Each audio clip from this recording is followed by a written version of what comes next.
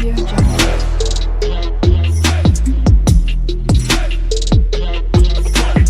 Audio Jungle. Hello everyone, welcome back to my channel. Graph 1 shows the comparison of GDP in three sectors between 1973-74 and 2013-14.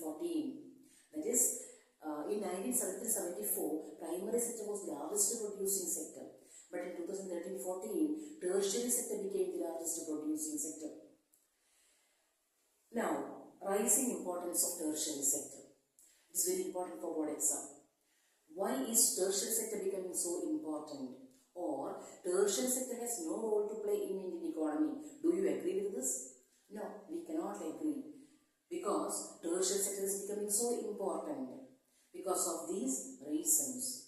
First, in all countries, several services like defense, banks, insurance companies, post and telegraph, hospitals, educational institutions, police, courts, village administrative offices, municipal corporations, etc. are required. Many services are required. These are called basic services. It is the primary responsibility of government to provide all these services. Secondly, for the development of primary and secondary sectors, the demand for certain services like transport, trade, godowns are also increased. So, greater the development of primary and secondary sectors, more would be the demand for such services. Thirdly, as income level rise, certain people started demanding many more services like eating out, shopping, tourism, modern education facilities, modern health facilities, etc. This all led to rising importance of tertiary sector. Next, recently, services based on information and communication technology have become so important. Nowadays, recently, many people are engaged in IT field. Next, service sector in India employ two types of people. On one side, skilled and educated people. They are limited in number. On the other, there are large number of people engaged in services as shopkeepers, repair persons, transport persons, artisans, etc. Next, where are most of the people employed? So, tertiary sector is becoming so important in terms of production. But in the case of employment, where are most of the people employed? Still, most of the people are employed in primary sector itself. An important fact about India is that while there has been an increase in the share of three sectors in GDP, similar increase has not taken place in employment because not enough jobs are created in secondary and tertiary sectors. During the period 1973 and 2014, industrial production increased by 9 times, but employment increased only by 3 times. During the same period, production in service sector increased by 14 times, but employment increased only around 5 times. So as a result, there are more people working in primary sector, mainly in agriculture. But primary sector produce only a quarter of GDP. Secondary and tertiary sectors produce 3/4 of GDP, but they employ less than half of the people. So there are more people employed in primary sector than what is actually necessary. It leads to a type of unemployment.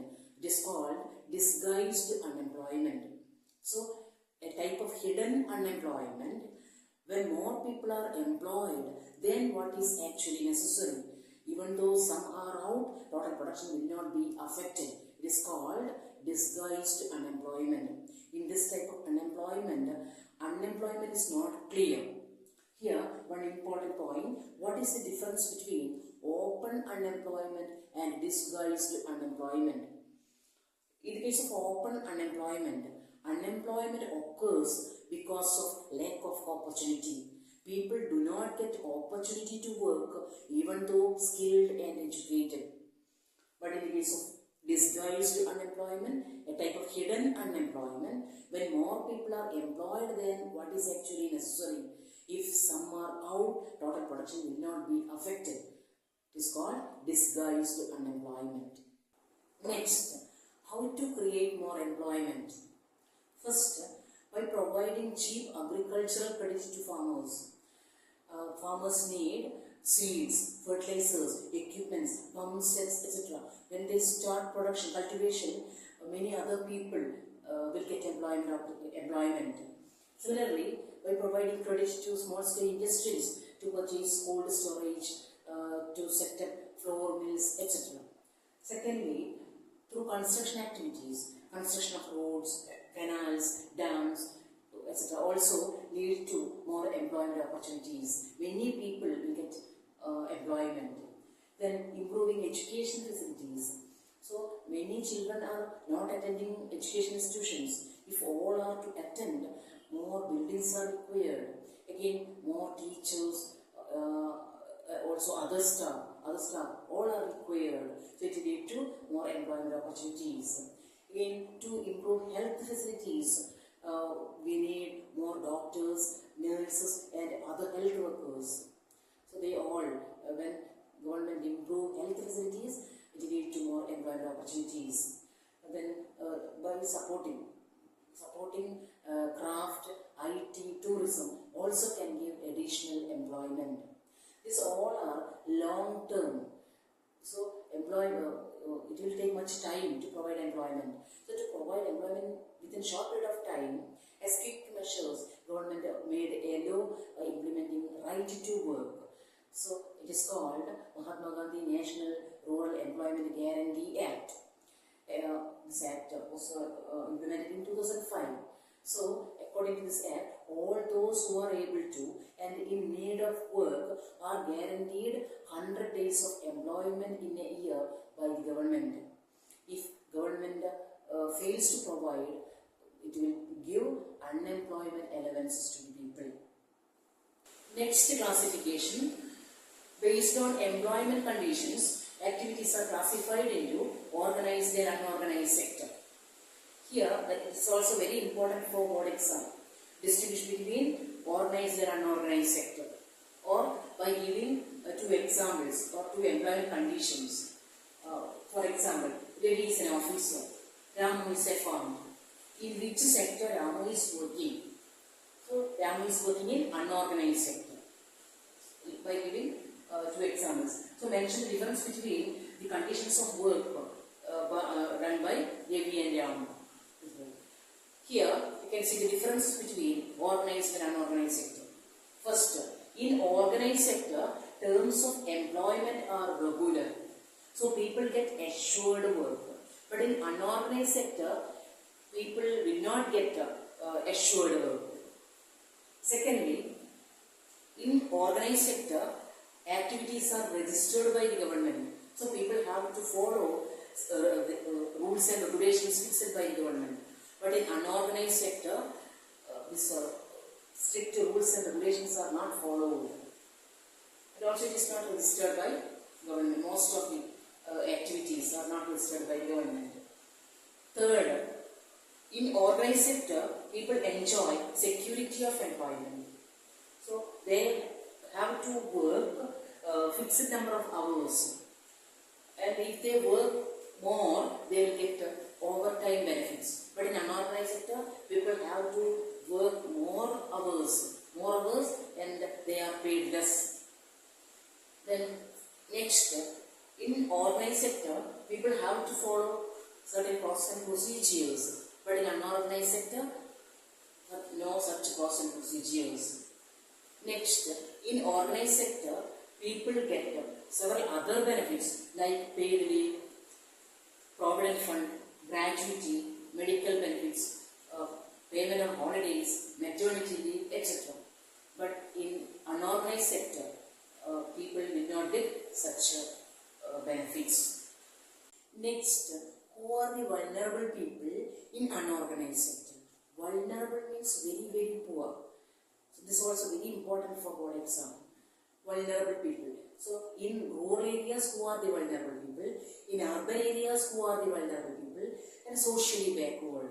There are three categories of vulnerable people. First, in rural areas. Rural rural landless laborers, small and marginal farmers, sharecroppers, then artisans like weavers, goldsmith, blacksmith, carpenters, etc. How to protect them? By providing cheap credit.